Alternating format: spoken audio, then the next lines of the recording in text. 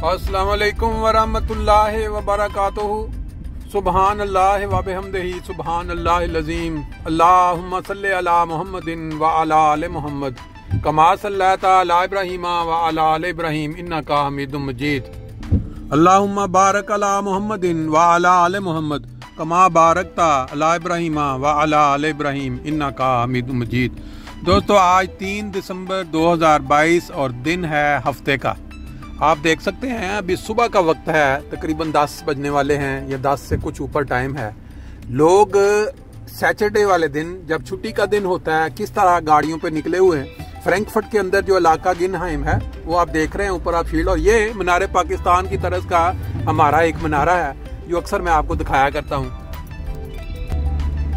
फर्क सिर्फ इतना है कि इस पे तकरीबन 15-20 साल पहले इसके ऊपर आप देख सकते हैं एक डिस्को बना होता था, लोग यहाँ एंजॉय करते थे। लेकिन फिर सिक्योरिटी रीजंस की वजह से हुकूमती लॉ जो है यहाँ के कानूनी तौर पे जहाँ कुछ भी रिस्क इन्वॉल्व हो, इन्होंने इसको बंद कर दिया। और अब यहाँ सिर्फ ऊपर वो आप देख सकते हैं कि जो मुख्तलिफ कम्युनिकेशन के जो होती हैं डिशें वो लगी हुई हैं, और बाकी अब हम आपको साथ साथ मोटरवे के नज़ारे करवाएंगे और 2-4 बातें सुनाएंगे।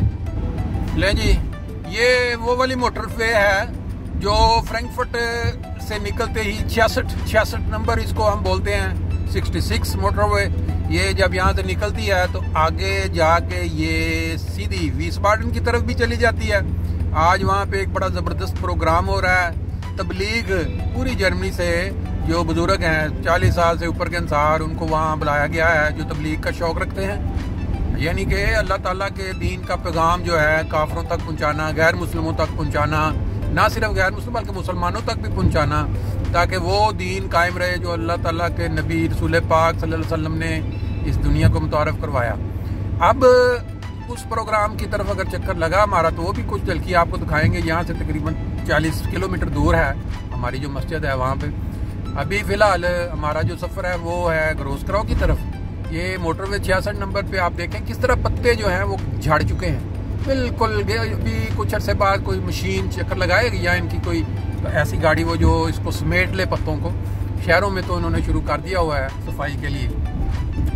बात आपके इल्म में है कि आजकल पाकिस्तान में वो क्रिकेट टेस्ट मैच हो रहा है बड़े अरसा के बाद इंग्लैंड के साथ। तो इन्होंने अपनी फेस सेविंग के लिए, अपने आप को ये दिखाने के लिए कि हमारी टीम कहीं हार ना जाए, इंग्लैंड ऐसी फटा विकेट बनाई कि उसके ऊपर बड़े दिलचस्प किस्म तबसरे आए। किसी ने कहा इससे बेहतर था कि जीटी रोड के ऊपर टेस्ट करवा देते इस तरह की वो विकेट।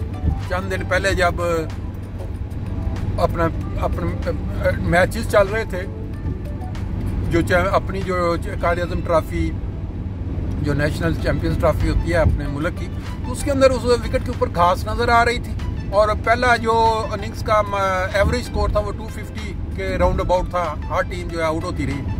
अब जब टेस्ट शुरू हुआ तो उन्होंने घास को कंप्लीट साफ कर दिया, शेव कर दी उसकी। तो अब स्कोर उन्होंने जो मारा है इनको ऐसा सबक सिखाया कि मेरा नहीं ख्याल कि ऐसा दोबारा विकेट ऐसी बनाएंगे। एक दिन में 508 रन और फिर 670 पता कितने पे ऑल आउट अगले दिन। तो पाकिस्तानियों ने भी उसका जवाब तो ठीक दिया। स्लो टेस्ट क्रिकेट की तरफ पे 3 रन पर ओवर के हिसाब से वो चलते रहे, 200 रन से ऊपर की पाना। अब आज उनकी 3 विकेटें 360 के कितने पे वो गिर चुकी हैं। तो बज़ाहिर तो ये लग रहा है कि ये टेस्ट डल जिसको कहते हैं ना, बिल्कुल बेहतरीन ड्रा की तरफ जा रहा है। 66 नंबर से उतर के ये देखें अभी फिर दोबारा अगर किसी ने 66 पे वापस जाना है जहाँ से हम उतरे हैं मीक्वेल वाले, तो 5 नंबर अब फ्लूगाफन एयरपोर्ट और फिर बासल शहर है या स्विट्जरलैंड जाना हो। ये जो जगह बड़ी खतरनाक है। अक्सर व बेशतर लोग यहाँ गलती कर जाते हैं, वो वेट नहीं करते, कई लोगों को आगे आते हैं एकदम, और ये जो गाड़ी पीछे से आ रही होती है अक्सर यहाँ एक्सीडेंट हुआ था। बस जगह ऐसी होती है, क्रिटिकल जगह कम होती है, वो फिर उनको ऐसे ही छोड़नी पड़ती है मजबूरी के तहत। लेकिन बहरहाल ड्राइवर जो भी वहाँ यहाँ से गुजरता है आहिस्ता आहिस्ता एक दफ़ा गुजरने के बाद तजर्बा हो जाता है उसको कि यहाँ खतरा है, ज़रा ध्यान से चढ़ना है मोटरवे के ऊपर। बात हम कर रहे थे क्रिकेट की।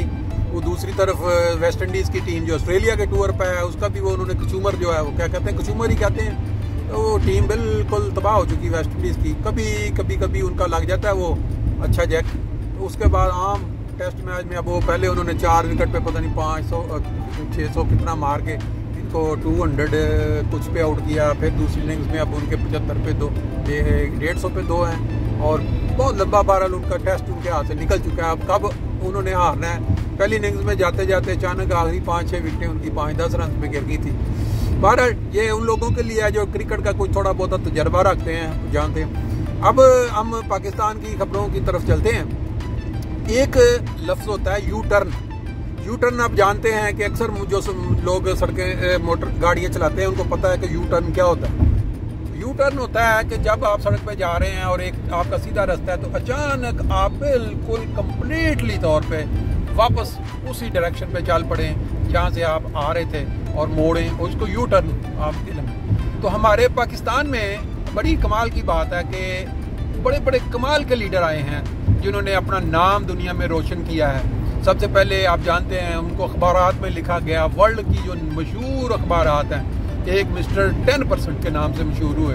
बड़ा ऐसा उन्होंने अपना जो सियासत के एक क्या कहते हैं एक बुर्ज थे वो, बल्कि अभी भी उनका किरदार है आसिफ जरदारी साहब, उनको मुतल्लिक दुनिया में ये नाम मशहूर हुआ कि जी मिस्टर 10%।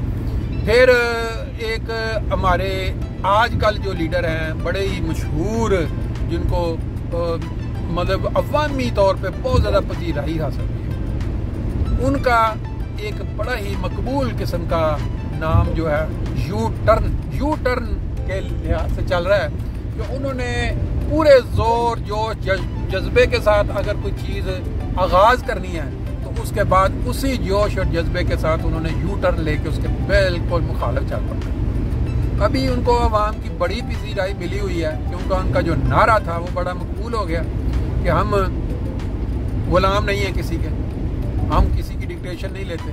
तो इस पे उनको बहुत ज़्यादा पजीराई मिली हुई है पाकिस्तान में। लेकिन जो इक़्तिदार में लाने वाले और उतारने वाले हैं उनको किसी बात पे उनके साथ इख्तलाफ हो गया, वो नहीं उनके साथ। अब जो चेंज हुई है फौजी हुकूमत या फौजी सपा सलार, तो उसके साथ ये ख्याल किया जा रहा है कि शायद कुछ तब्दीली आ जाए पाकिस्तान में। एस्टेब्लिशमेंट जिसको हम कहते हैं या फौज कह लें, फौज का जब से तरौजा मार्शल लॉ लगा उसके बाद से ये चलता आ रहा है सिलसिला कि एक एस्टेब्लिशमेंट की पावर होती है, वो बेसिकली उसके पीछे फौज होती है, ICI जो सारा वो जो एक माहौल बनाते हैं, फिर उन्होंने आगे सारा काम करवाना।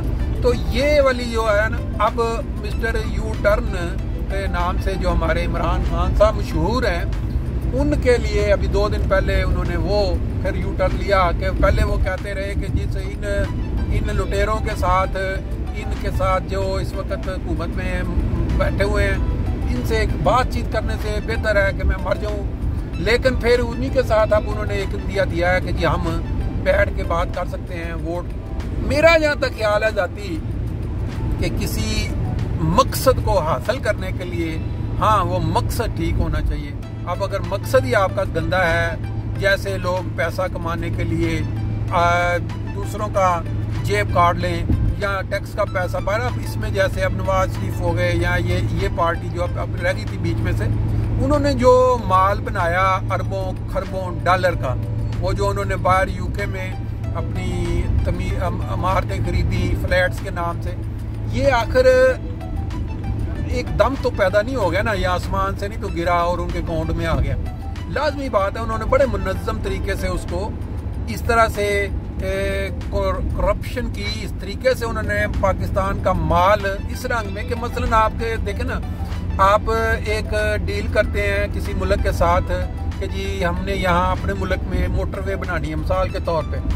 अब मोटरवे बनाने में कितने अरब खरब का जो माल लगना है, तो उसके अंदर वो आराम के साथ जब वज़ीर आज़म या उनके पास इख्तियार है, वो अपना जो कमीशन है 10% कमीशन ले लें, 20% ले लें या कितना मुकर्रर करके कहें जी ये पहले इस अकाउंट में भेज दें, बारो बारी। उसको कहते ना एक बारो बार का एक मुहावरा होता है कि बारो बार लाहौर, तो वो वाला इस तरह भी हो सकता है कि बड़े आराम के साथ तो वो करके इस तरह उन्होंने जो हम ना सियासत में हैं ना हमें कोई सियासत का शौक़ है, हम तो वही बात जो खबरों में आती है, जो न्यूज़ पे आती है, जो इस सोशल मीडिया पे आती है, उसी का हम सहारा लेके तो बात आपसे कर सकते हैं। तो अब वो आपने देखा कि उनके रातों रात बिल्डिंगें मुख्तलिफ ममालिक में फ्लैट्स और ये सारी चीज़ें सब के नॉलेज में है। हाँ, उसको उजागर किया इमरान खान ने, नारा लगाया ये करप्शन उसका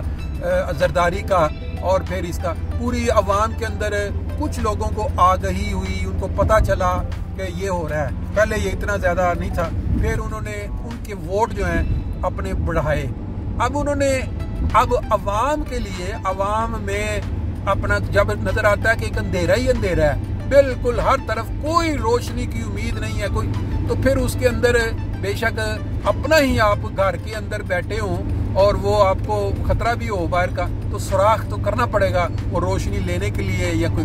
अब उन्होंने ये जो ऑफर दी है, कहेंगे तो हम उसको यू टर्न, उसमें तो कोई किसी की, लेकिन यू टर्न अगर पाकिस्तानी मफाद के लिए, पाकिस्तान की अवाम के लिए या उसके इक्तिसादी तौर पे मजबूत करने के लिए, तो ये वाली चीज़ जो है ये बहुत क्या कहते हैं मानी रखती है कि आप जो है वो अवाम के फ़ायदा या मुल्क के फ़ायदा के लिए अगर कोई काम ऐसा करते हैं जो यू टर्न कहलाता है, तो मेरा नहीं ख्याल कि इसमें कोई नुक्स। हाँ, ये जो करप्शन है, माल का पैसा या 10% जिसमें हर बड़ी डील के अंदर अपना कमीशन ले लें, या वो पाकिस्तान के अंदर हो या बाहर से कब आपका कोई अगर मुआहदा होता है किसी मुल्क के साथ, तो आप उस मुआहदे के अंदर अपना जो फ़ायदा पहले रखें, पाकिस्तान जाए बाहर में, तो ये जो चीज़ है ये बहरहाल नुकसानदेह है।